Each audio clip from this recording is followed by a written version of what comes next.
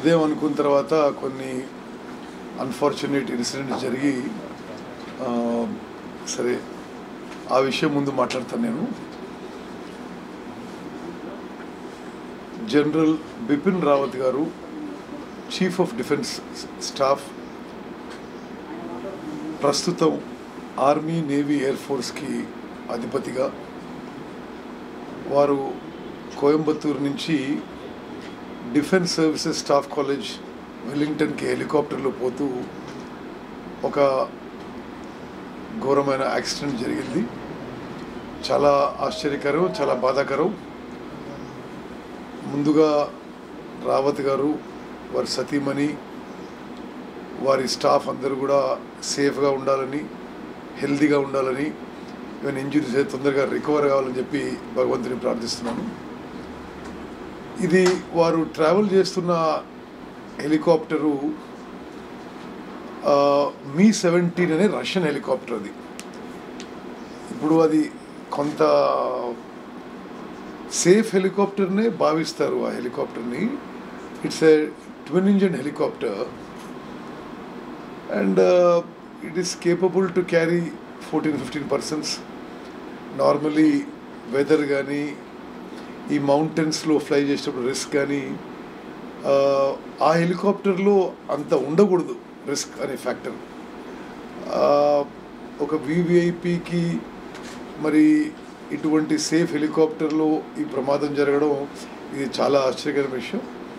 సరే, మరి యాక్సిడెంట్ కారణం ఏముండొచ్చు అని నాకు కూడా ఊహకందడం లేదు. మరి డిఫెన్స్ మినిస్టర్ రాజ్నాథ్ సింగ్ గారు కొంతసేపట్లో ప్రకటన ఇవ్వచ్చు అంటున్నారు. రేపు ఇస్తున్నారంట. మరి అదేవిధంగా we will wait for some announcement in parliament. ఇప్పటికి నేను జస్ట్ వాళ్ళ గురించి అందరికీ నా కన్సర్న్ వ్యక్తం చేస్తూ అందరూ సేఫ్గా కోలుకోవాలి, ఆరోగ్యంగా ఇంటికి రావాలని చెప్పి భగవంతుని ప్రార్థిస్తున్నాను. అంటే ఒకటి, ఈ మధ్యకాలంలో నేను ఫాలో చేస్తున్నాయి కానీ ఎప్పుడైనా సరే ఫ్లయింగ్ మౌంటైన్ ఏరియాస్లో ఈజ్ ఆల్వేస్ మోర్ రిస్కీ. ఒకటి అన్డ్యులేటింగ్ ఆల్టిట్యూడు, మౌంటైన్ ఏరియాస్లో వెదర్ కూడా తొందరగా చెడిపోతుంది. సో చాలా చాలా ఇటువంటి సంఘటనలు జరగడం ప్రపంచవ్యాప్తంగా జరిగినాయి. కానీ ఒక Mi-17 లాంటి డబుల్ ఇంజిన్ హెలికాప్టరు, అది కూడా చీఫ్ ట్రావెల్ చేస్తున్న హెలికాప్టరు, అన్ని సేఫ్టీ ప్రికాషన్స్ తీసుకుని ఉంటారు. ఆ హెలికాప్టర్లో అది కూడా షార్ట్ జర్నీ, కోయంబత్తూరు టు కునూర్ మీరు రోడ్డు మీద పోతే కూడా ఇట్స్ ఎ షార్ట్ జర్నీ. అంటే ఊటీ పక్కన ఉంటుంది ఇది. అక్కడ డిఫెన్స్ సర్వీసెస్ స్టాఫ్ కాలేజ్ అని చాలా ప్రెస్టీజియస్ ఆల్ 3 సర్వీసెస్ ఒక ట్రైనింగ్ అకాడమీ లాగా ఉంటుంది. దాన్ని విజిట్ చేసుకోవడానికి వెళ్తున్నారంట. అండ్ అంత షార్ట్ జర్నీలో అంత సీరియస్గా యాక్సిడెంట్ జరగడం అనేది it is very very surprising. But ఇప్పుడు మీరు ఉదాహరణకి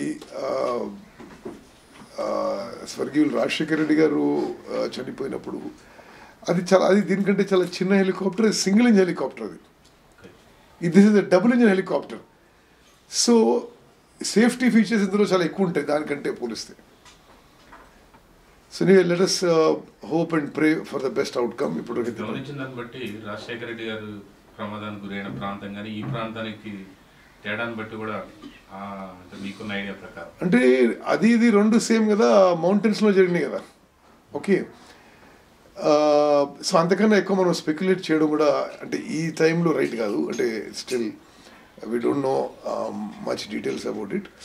నేను మీ అందరినీ మరి ఈరోజు ఇంటికి రమ్మని చెప్పాను. మీరు వచ్చినందుకు ధన్యవాదాలు, థ్యాంక్ యూ. ఒక విషయంపై మీరు కూడా సీరియస్ కన్సర్న్ చూపెట్టాలని నేను రిక్వెస్ట్ చేస్తున్నాను. ఇప్పుడు తెలంగాణ అయితే భారతదేశం కూడా ఇట్స్ అగ్రికల్చర్ బేస్డ్. సరే, నాకు తెలిసిన లెక్కల మేరకు 60% ఆఫ్ పాపులేషన్ డైరెక్ట్ కానీ ఇండైరెక్ట్ కానీ అగ్రికల్చర్ బేస్డ్ ఉంటారు.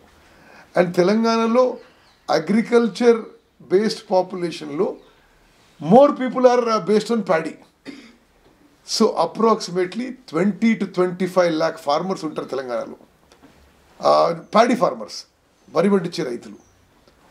మరి ఇంత జనాభా వరి మీద ఆధారపడ్డప్పుడు కేంద్ర రాష్ట్ర ప్రభుత్వాలు ఒక పొలిటికల్ డ్రామా లాగా ఆడుతూ పూర్తిగా నిర్లక్ష్యం, అసమర్థత, చాతగానితనం, ల్యాక్ ఆఫ్ ఫోర్సైట్ వల్ల ఈరోజు ఒక క్రైసిస్ పరిస్థితి ఏర్పడి చాలామంది వరి రైతులు ఆత్మహత్య చేసుకునే సందర్భాలు కూడా ఉన్నాయి.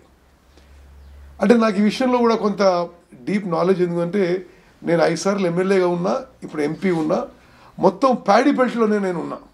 Okay, paddy growing belt. So గతంలో ఏ విధంగా జరిగేది, ఇప్పుడే ఏ విధంగా జరుగుతుంది, చాలా స్పష్టంగా ఆ డిఫరెన్సెస్ కూడా నాకు అవపడుతున్నాయి.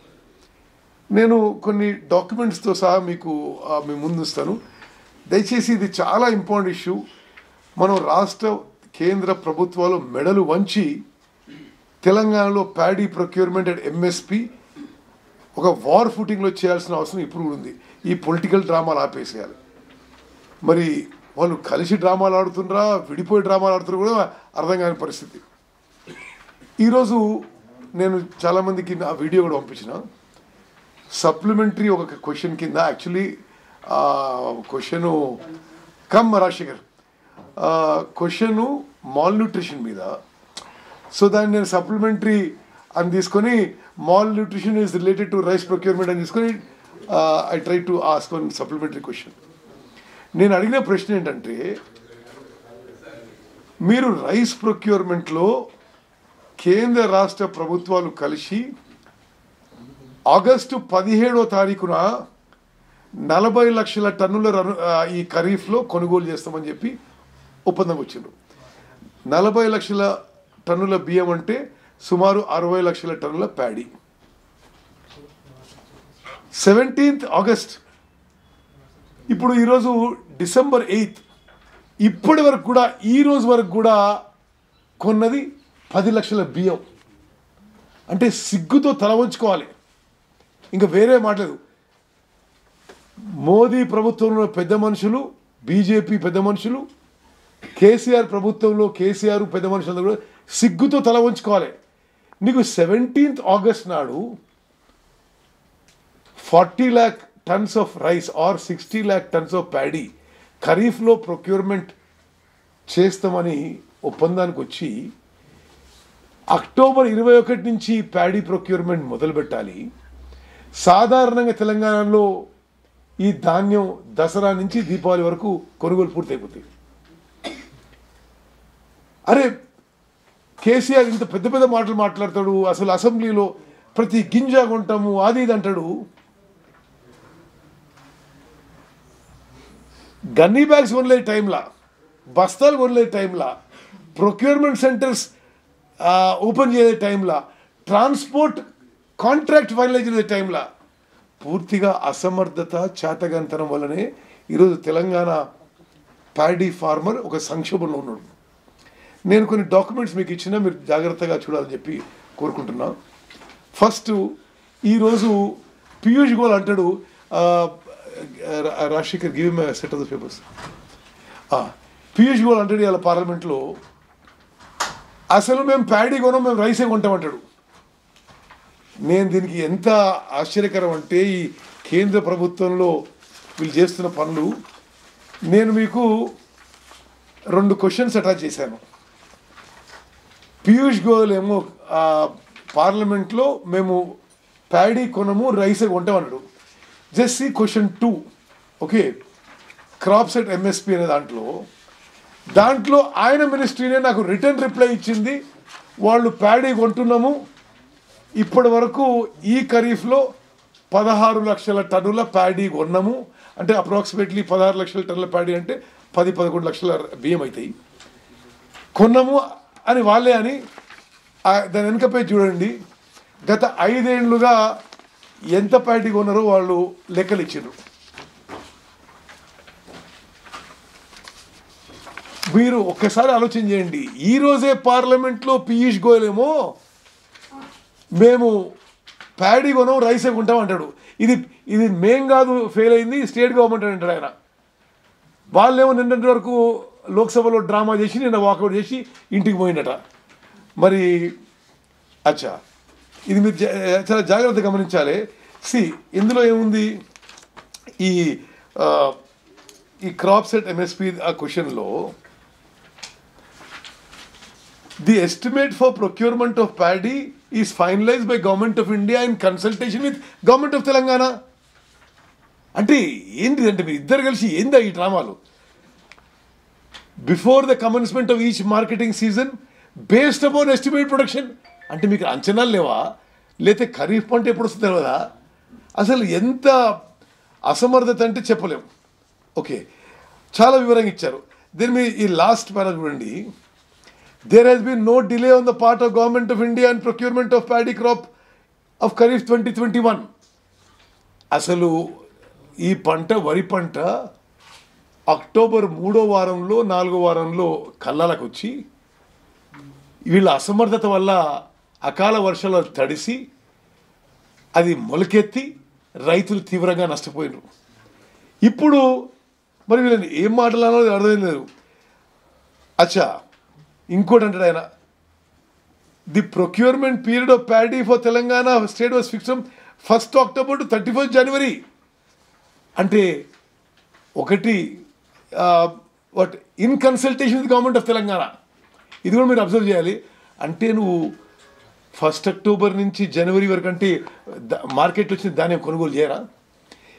The procurement of paddy crop of kharif 2021 has already commenced through state agencies and 16 lakh metric tons has been procured up to 30th November.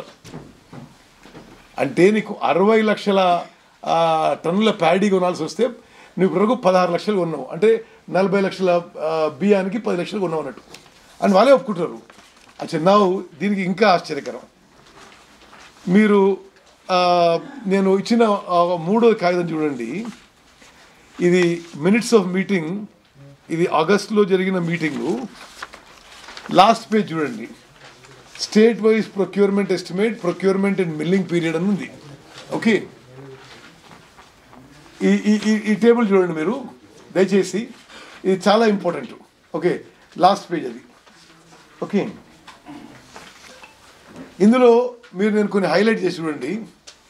అసలు వీళ్ళకి ఎంత అసమర్థత, చాతకాంతరం అంటే 40 లక్షల టన్నుల బియ్యం ప్రొక్యూర్మెంట్కి తెలంగాణ ప్రభుత్వం అక్టోబర్ నుంచి జనవరి ఎందుకు ఒప్పుకున్నారు? పంజాబు 1,13,00,000 టన్నుల బియ్యానికి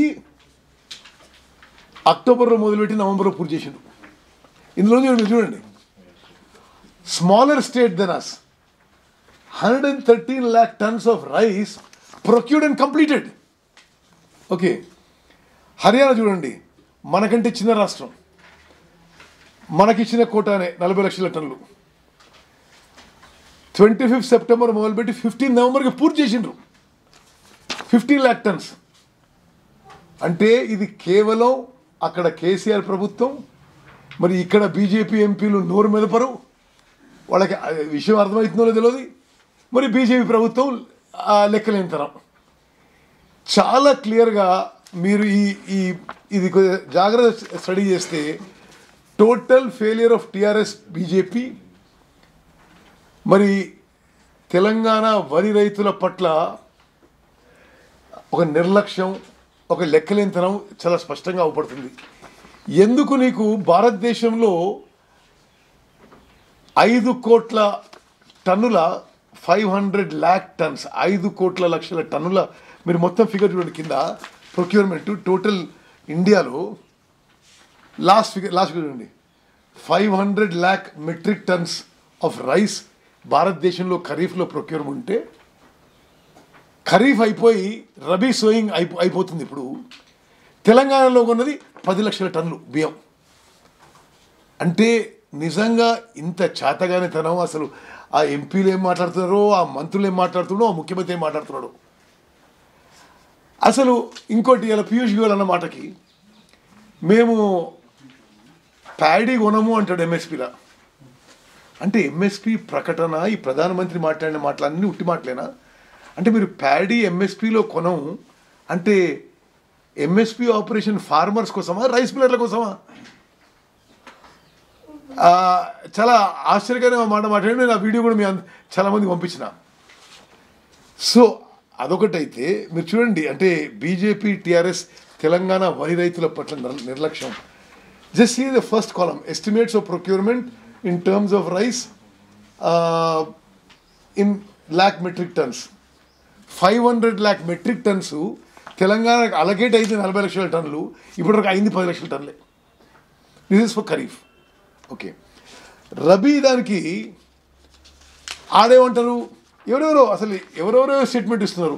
మీరు ఫస్ట్ పేజ్ చూడండి. నేను అడిగిన మినిస్ట్రీ ఆఫ్ అగ్రికల్చర్ని, మీరైనా రబీపై వరి వేయొద్దని ఆంక్షలు వేసిండ్రా? ఏ పంట మీద ఆంక్షలు వేసిండ్రా? Reply is 1 line reply. Department of agriculture and family welfare, అంటే farmers welfare, this government of India has not issued any restriction on sowing of crops in Telangana for Rabi 2021. Last time.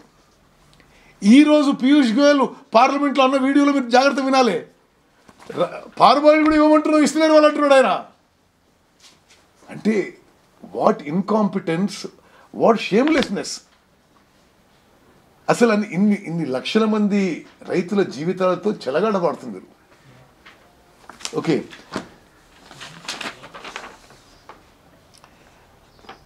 ఇది ఈ మంత్రి MSP మీద మేము paddy కొనడం అనడం ఎంత దురదృష్టకరం అంటే మీకు చెప్పాలి. పంజాబ్ అండ్ హర్యానాలోనూ కొంటారట. పంజాబ్ అండ్ హర్యానాలో డైరెక్ట్ బెనిఫిట్ ట్రాన్స్ఫర్, డైరెక్ట్ ఫార్మర్స్కి సెంట్రల్ గవర్నమెంట్ అమౌంట్ పోతున్నది వాళ్ళ అకౌంట్లకి. తెలంగాణలో నువ్వు మిల్లర్లు కొనిపి వాళ్ళు మిల్లింగ్ చేయాలి, ఆ బియ్యమే కొంటాం అంటే ఇది ఈ టీఆర్ఎస్ బీజేపీ ప్రభుత్వాలు ఎంత అసమర్థతగా ఉన్నాయో దయచేసి ఆలోచన చేయండి.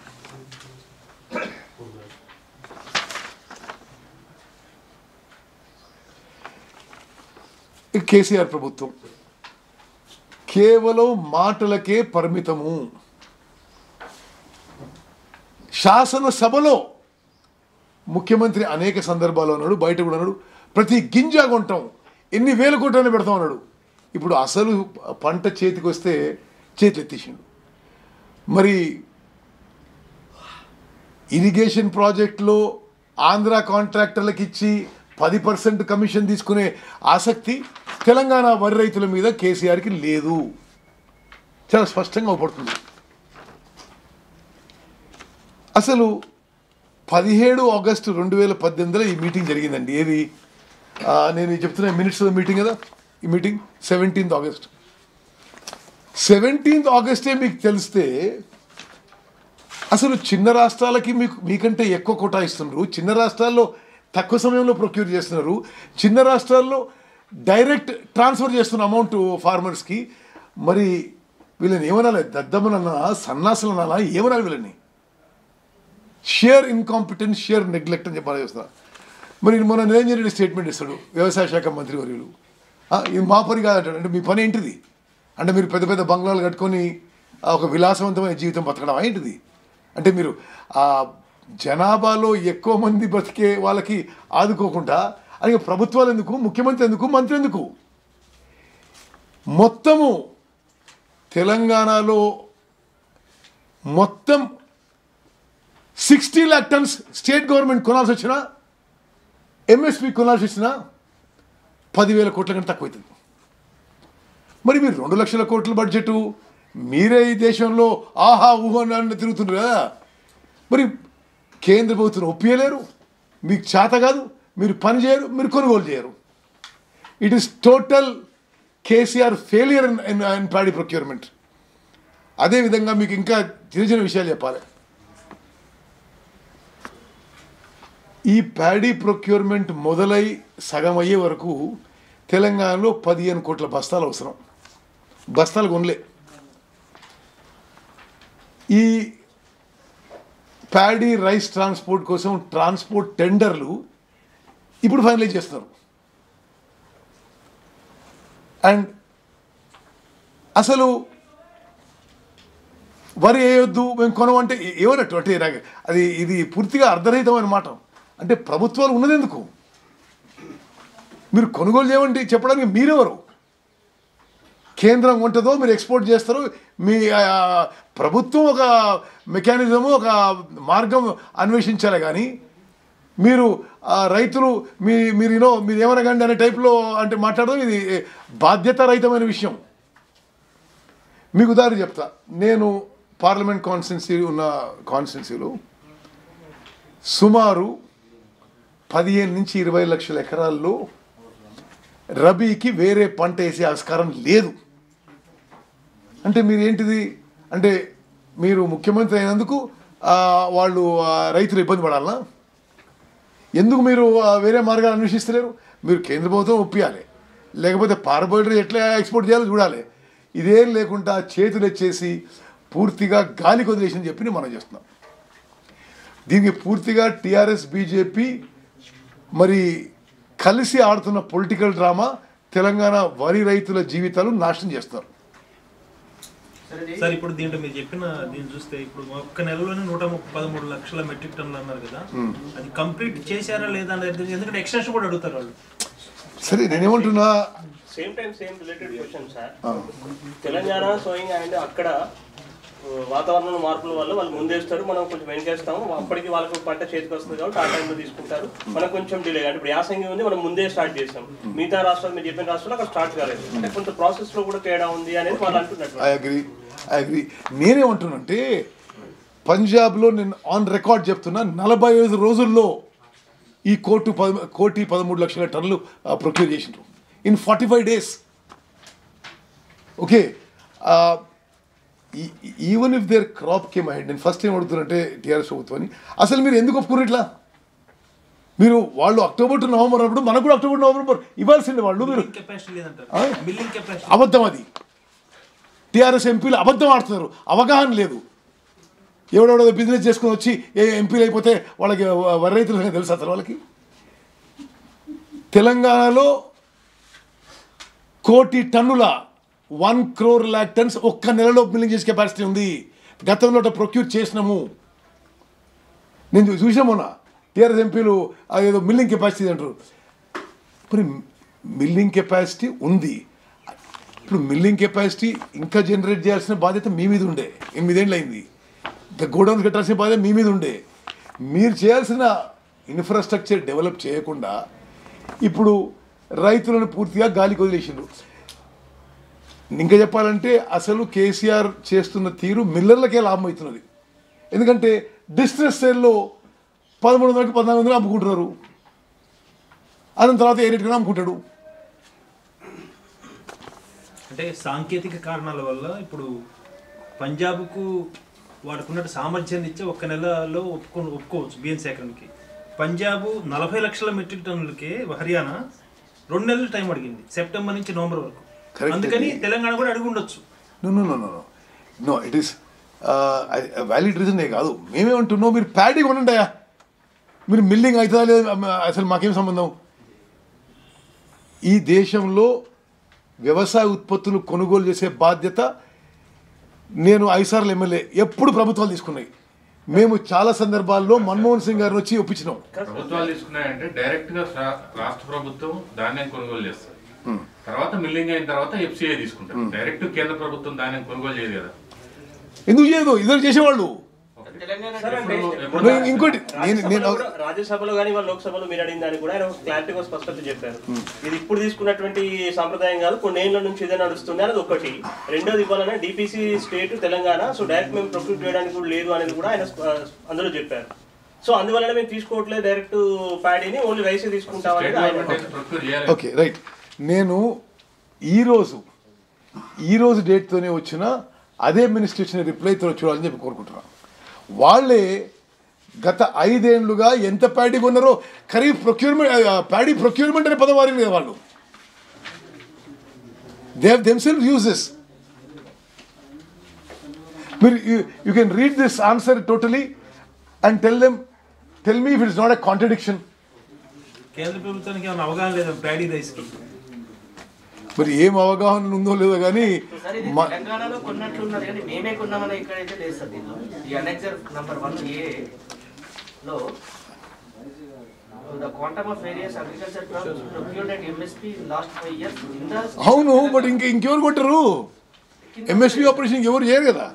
DCP స్టేట్ కాబట్టి తెలంగాణలో See 1 minute ఒకటి let us not go into technicalities. I'll tell you Telangana decentralise procurement state అని వీళ్ళు ఎందుకు ఒప్పుకున్నారు?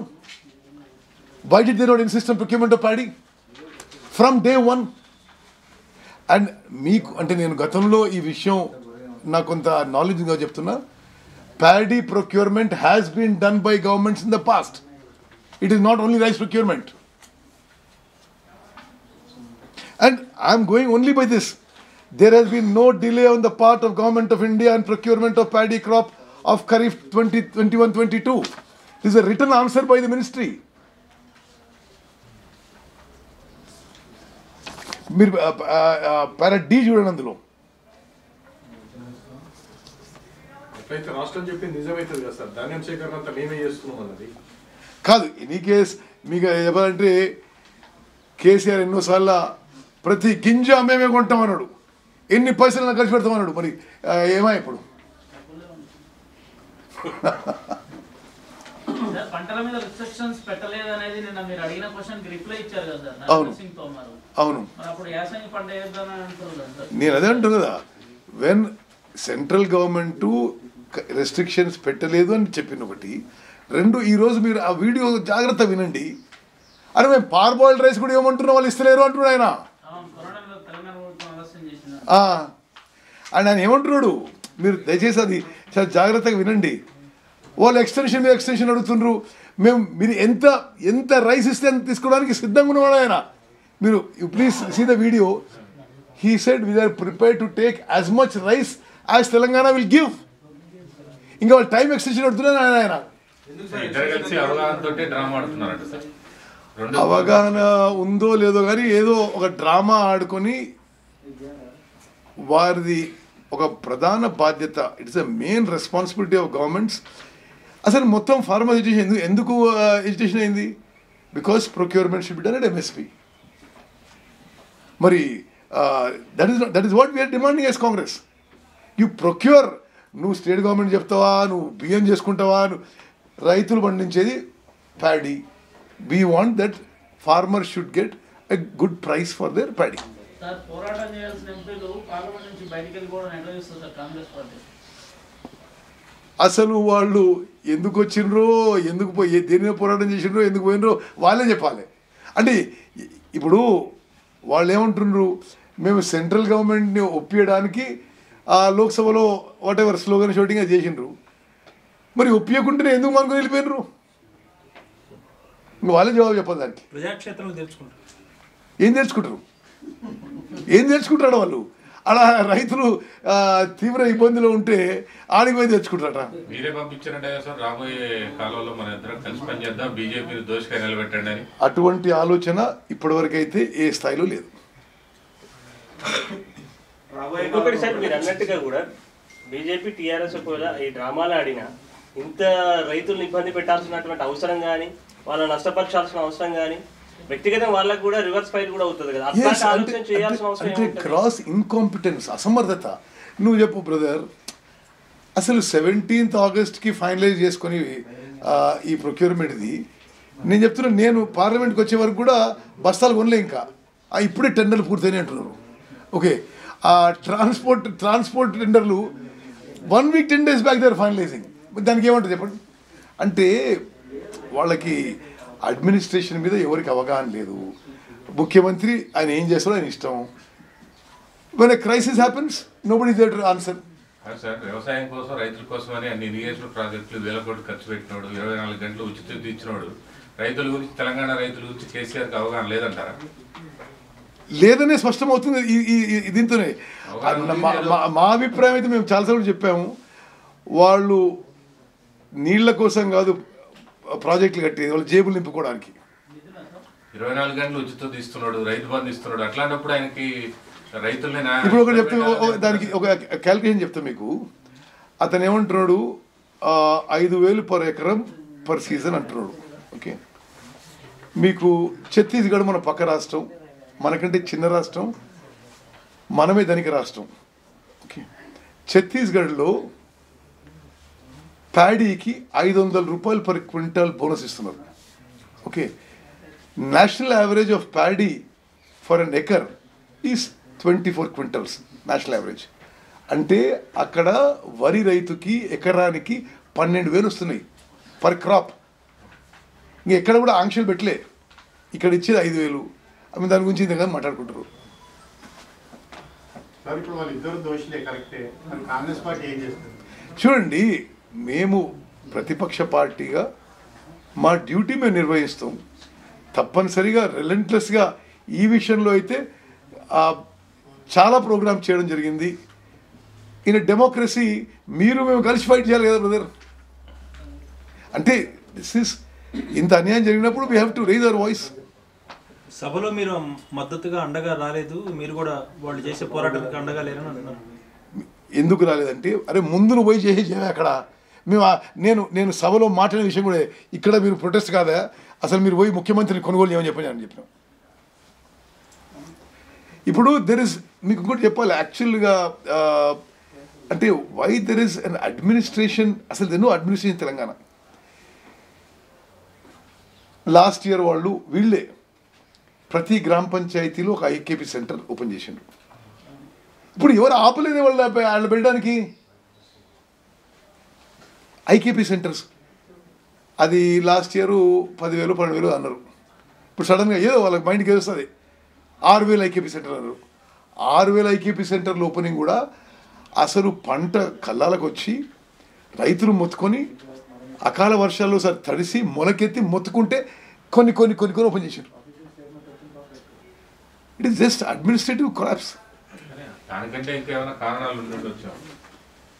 మరి కొనొద్దు, తప్పించుకుందాం అనే ప్రయత్నం చాలా స్పష్టంగా అవపడుతుంది.